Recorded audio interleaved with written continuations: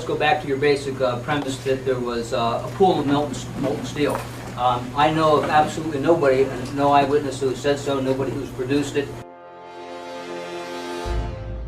You'd get down below and you'd see molten steel running down the channel rails. Like you're in a foundry. Mm-hmm.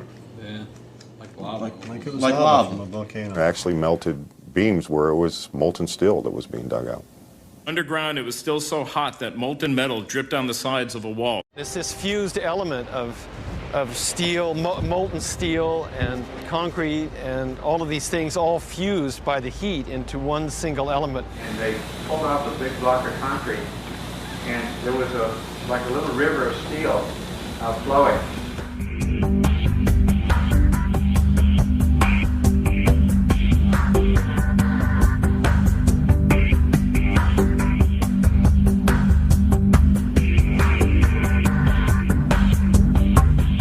Many witnesses, firemen and lots of people described the flowing molten metal, iron or steel at extremely hot temperatures, and John Gross categorically denied their observations, so that because their observations don't fit his preconceived notion, he not only ignored evidence, he denied evidence.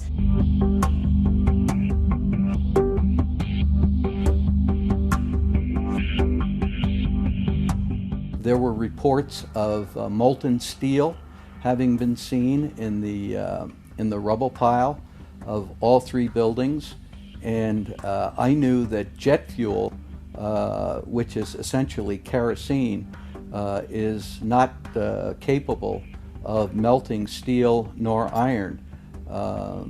Kerosene or jet fuel burns at less than 1600 degrees Fahrenheit, and molten steel needs at least 2700 degrees Fahrenheit in order to melt. In an office fire, you cannot generate enough heat to melt steel. And yet we have evidence of molten iron in the microspheres, in the rubble pile, and the metal pouring out of the side of the tower. I worked as in the project engineering department of the casting plant of Elcan, the aluminum company of Canada, one of the largest aluminum smelters on the planet at the time.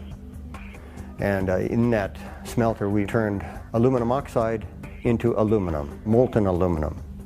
Molten aluminum is silver. It's not yellow, it's silver. It looks like mercury. The yellow molten metal that I saw pouring out of the South Tower is indicative of molten iron.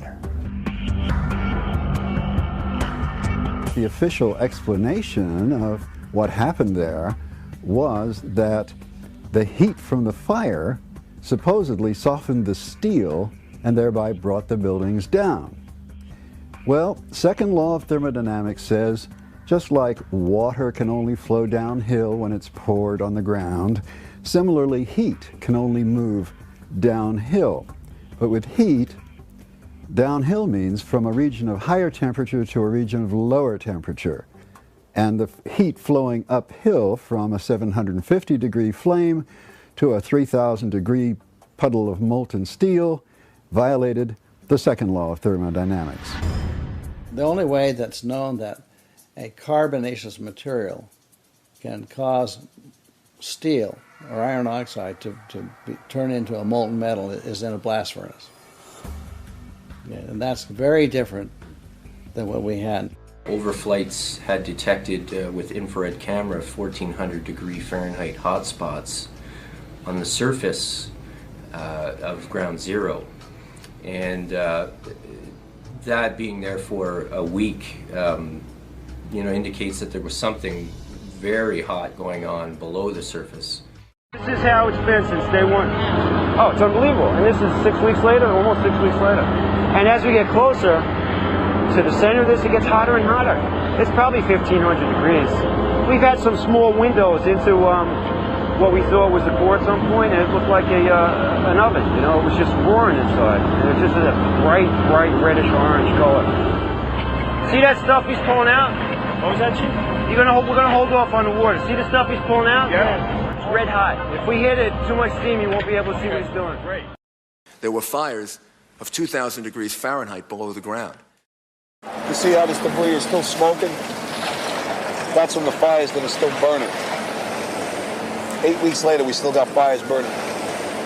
Every now and then, one of the pieces of equipment will dig in, they'll open up a small area, the oxygen will rush in, and you'll get this plume of brown, black smoke coming up. That's because that fire just got more oxygen. So, I mean, these things are burning. At one point, I think they were about 2,800 degrees. The cores themselves, basically, if you've seen diagrams of the building, there's a large central rectangle in each of the towers that contained 47 columns. And these columns basically were the primary structural support of the building. They were given the role of supporting the whole gravitational load of the building. Since they were so strong, it would have been reasonable to think that they would have withstood, at least to some extent, the collapse. But in fact, as we see after the buildings collapsed, there was basically only little stubs of these things standing up a floor or two above the ground level. The cores did not have much in them that would burn. The cores basically were dedicated to things like elevator shafts, utility shafts, stairways. So you have drywall material, you have a little bit of carpeting, you don't really have any inflammable material in the core itself.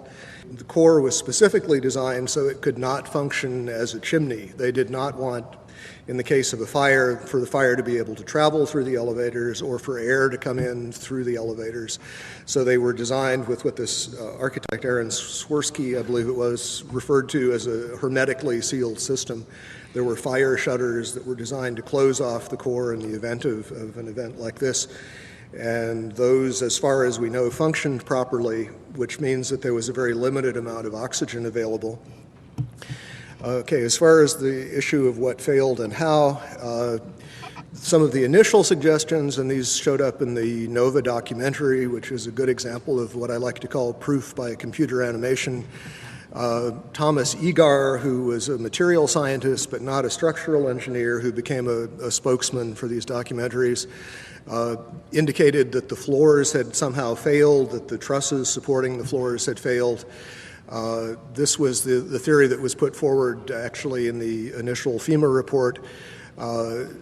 Subsequently, there have been basically complete contradictions of that.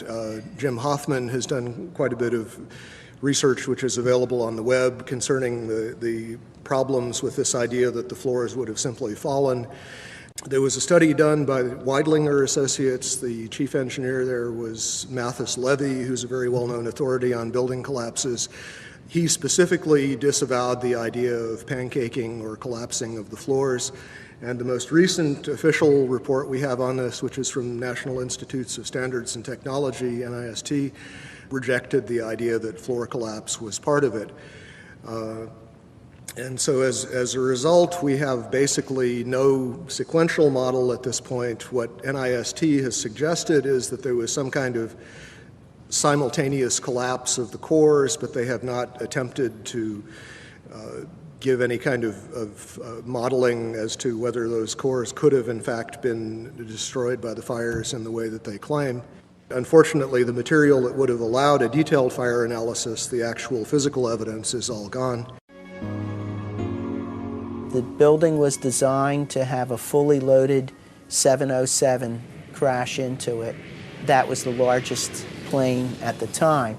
I believe that the building probably could sustain multiple impacts of jetliners because this structure is like the mosquito netting on your screen door, this intense grid. And the jet plane is just a pencil puncturing that screen netting. It really does nothing to the screen netting.